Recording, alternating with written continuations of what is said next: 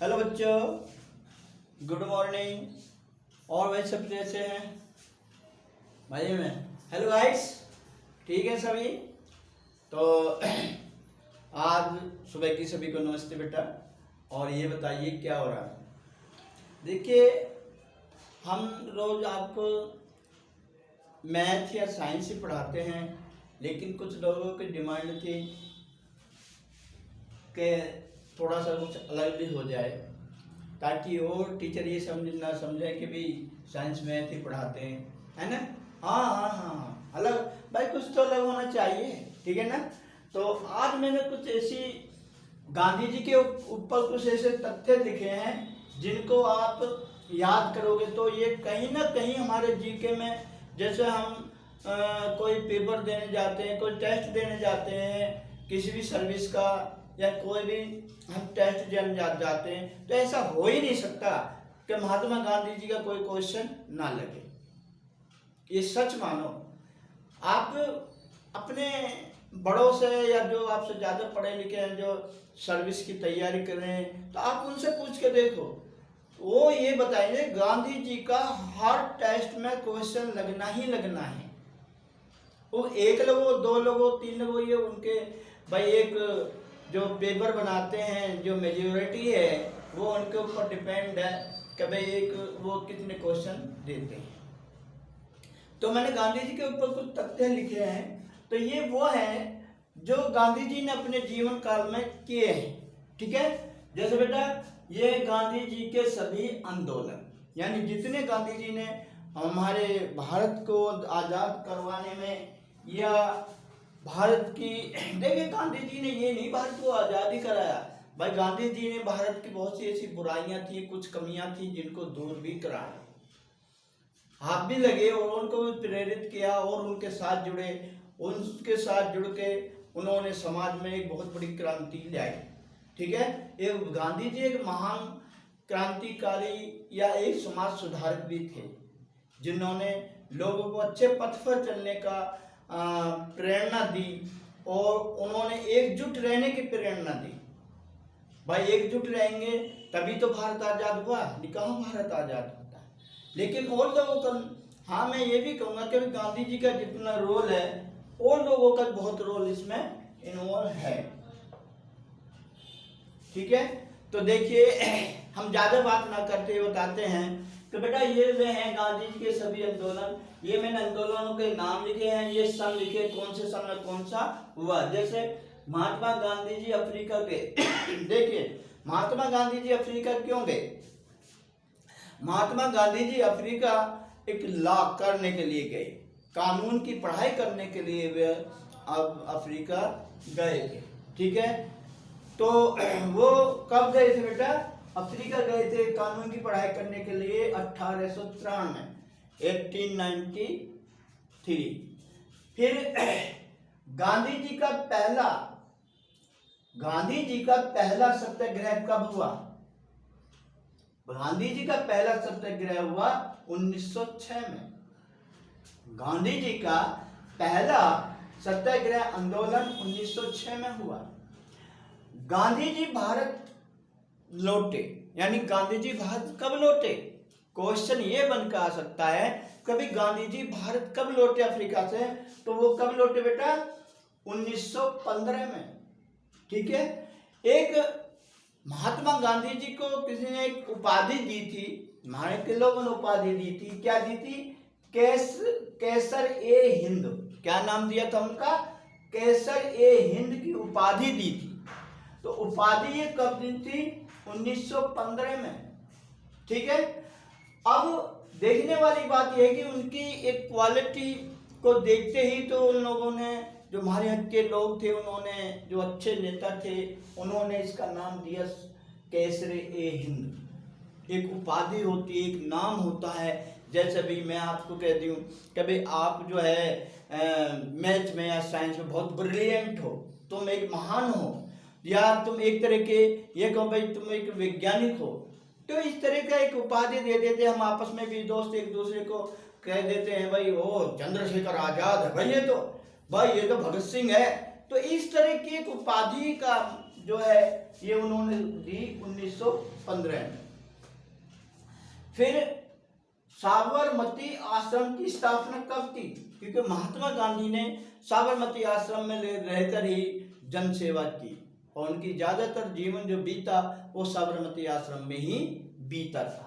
ठीक है, तो साबरमती आश्रम में उन्होंने एक छोटा सा अस्पताल भी, यानी कि जन सेवा करने के लिए, एक जो लोग रोगी होते थे, किसी तरह से भी वो पेशेंट होते थे, तो गांधी जी उनका उपचार भी किया करते थे।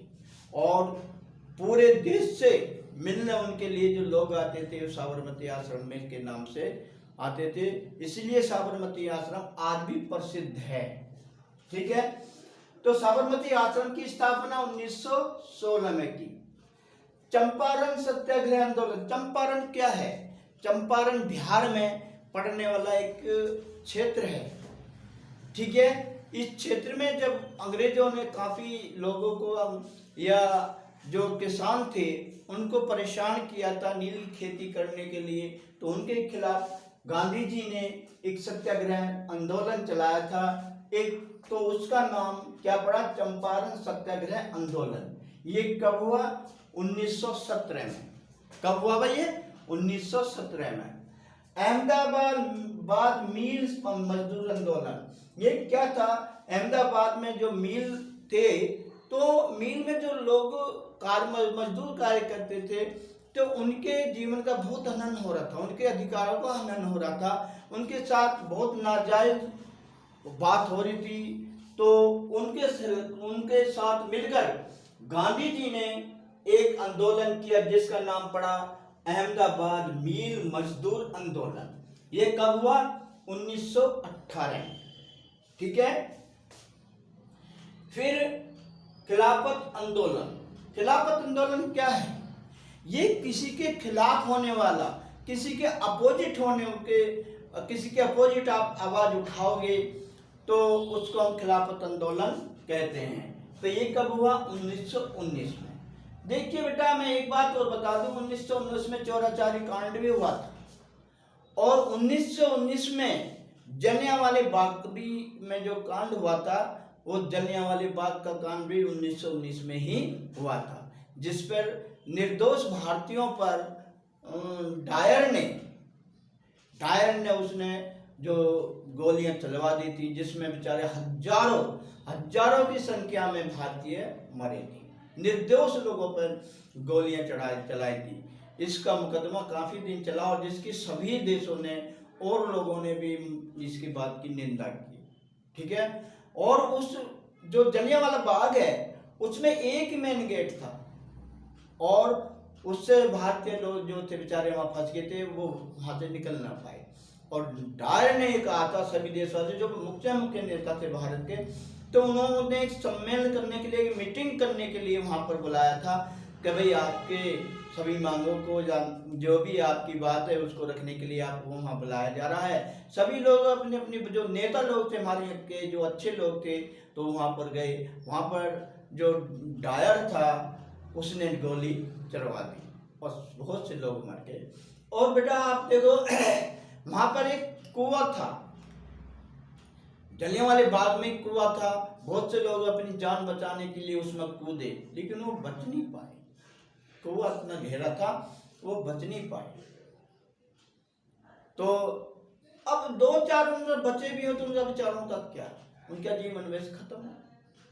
मानोगे नहीं मानोगे, तो अंग्रेजों ने भी हमारे देश के खिलाफ बहुत ही अन्याय किया है, बहुत ही दुराचार किया हमारे लोगों पर, जिससे हम गुलामी की जंजीरों में जकड़ गए हुए थे। तो तब हमारे देश के लोगों ने एक आवाज उठाई भारत को मुक्त कराने के। भारत किससे मुक्ति? आजाद, गुलामी से मुक्ति दिलाने के लिए कि हमें आज़ादी चाहिए। ठीक है बेटा, तो कब हुआ था? वो भी 1919 में ही हुआ था। दूसरी बात, मैंने यहाँ क्यों नहीं लिखा? क्योंकि वो महात्मा गांधी से संबंधित नहीं था, वो चीज एक अलग है। ठीक है, दूसरी बात, खिलाफत आंदोलन कब हुआ? 1919 में। फिर असहयोग आंदोलन कब हुआ? असहयोग आंदोलन 1920 में हुआ। कब बेटा? 1920 में। ठीक है, और देखिए इसके आगे का मैं अभी लिखता हूं। और देखिए जो नेक्स्ट आंदोलन हुए उनके, एक आंदोलन है कांग्रेस के अध्यक्षता। अच्छा, अर्थात जब कांग्रेस की स्थापना हुई थी तो वो गांधी जी से संबंधित नहीं है, मैं लिखता जरूर। कांग्रेस के जो अध्यक्ष थे जिन्होंने स्थापना की थी वो H.O. होम थे। कौन थे? एनी बेसेंट थी, H.O. होम थे, ये सब एनी बेसेंट थी। फिर उनके बाद H.O. होम थे। एनी बेसेंट लेडीज थी, H.O. होम एक जेंट्स थे। तो उन्होंने इनकी स्थापना की थी। लेकिन कांग्रेस की जो इन्होंने अध्यक्षता ली थी, महात्मा गांधी जी ने जब कांग्रेस की अध्यक्षता ली थी तो 1924 में बनी थी। कितने बेटा? 1924 में। दांडी मार्च आंदोलन क्या है? पहले समझो दांडी मार्च आंदोलन क्या है। देखिए, जब अंग्रेजों ने भारत में नमक पर टैक्स लगा दिया था। किस पर? नमक पर टैक्स लगा दिया था कि भाई जो भी भारतीय नमक लेगा तो टैक्स देगा, एक रुपये कर। टैक्स मीन्स एक कर देना। क्या बच्चों? एक कर, जैसा GST है ना। अब तो अपने देश के जो अपने देश को लूट कर खा रहे हैं, बाप तो अपने वो तो अंग्रेज तब तो अपने देश के GST लगा अपने देश को लूट कर खा रहे हैं। चलो उस बात को छोड़ो, आप ये देखिए जो दांडी मार्च हुआ कि जब अंग्रेजों ने नमक पर टैक्स लगा दिया था, एक कर लगा दिया था, तो उस कर को बचने के बाद को भी नमक बहुत जरूरी है हमारे लिए खाने के लिए। तो उस कर को के खिलाफ, नमक के कर के खिलाफ महात्मा गांधी जी ने आंदोलन किया और वो साबरमती से लेके वहां तक, दांडी मार्च वहां तक वो पैदल चल कर गए। और आपने कविता भी पढ़ी होगी, जैसे गांधी जी जा रहे हैं तो उनके पीछे पूरा काफिला जा रहा, कि भारत के बहुत से लोग, हजारों लोग उनके पीछे गए थे। और वहां जाकर महात्मा गांधी जी ने नमक के जो टैक्स लगा दिया था अंग्रेजों ने उसको तोड़ा और उसको उठा कर उन्होंने चखा तो उससे नमक का वो टूटा। और इसके सामने फिर अंग्रेजों को भी घोंटे टेकने पड़े, अर्थात अंग्रेजों ने अपनी हार को स्वीकार किया और नमक को टैक्स फ्री कर दिया। लेकिन जबकि आज तो आज नमक पर टैक्स है नहीं है। आप जो पहले हम 5, 2, 4 रुपए की लाते थे, आज वो 25-30 की आ रही है थैली। इतनी महंगी क्यों है? ये कंपनी वाले इतने महंगा नहीं दे रहे। जब गवर्नमेंट ने इतना बड़ा टैक्स लगा रखा है तो उस पर GST लग रही है, तो महंगी तो इसलिए है। आज हम जो भी चीज लेने जा रहे हैं उस पर GST लगी हुई है, तो आगे सामने वाला मंदा कैसे दे देगा? तो हाथ तो गवर्नमेंट है वो लूट रही है, टैक्स लगा रही है। तो मेरा मतलब ये है जो दांडी मार्च आंदोलन है ये 1930 में हुआ था। ठीक है। सविनय अवज्ञा आंदोलन क्या था? सविनय अवज्ञा आंदोलन ये 1930 में हुआ था। ठीक है। गांधी इरविन समझौता, क्या बेटा? जो गांधी जी ने एक समझौता किया था तो गांधी जी के नाम पे ही वो पड़ गया था। गांधी इरविन समझौता 1931 में हुआ था। द्वितीय गोलमेज सम्मेलन ये कब हुई थी?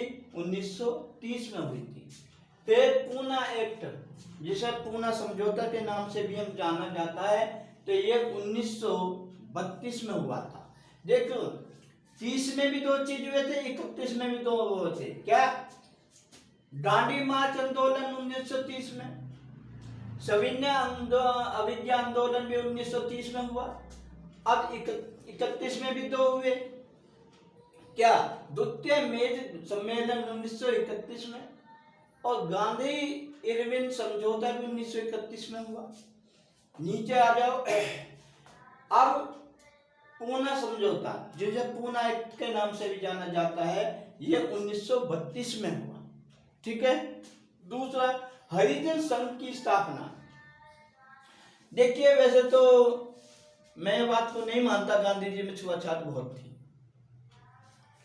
वो आप डायरेक्टली मानो या मत मानो, लेकिन उन्होंने एक जो भी किया एक काम ये कि उन्होंने एक हरिजन संघ की स्थापना की, जिससे हरिजनों जो दलित लोग थे उनको एक बल मिला, एक ताकत मिली, और उन्होंने इसका नाम हरिजन संघ स्थापना रखा। और इसकी जो है हरिजन संघ रखी, इसकी स्थापना कब हुई?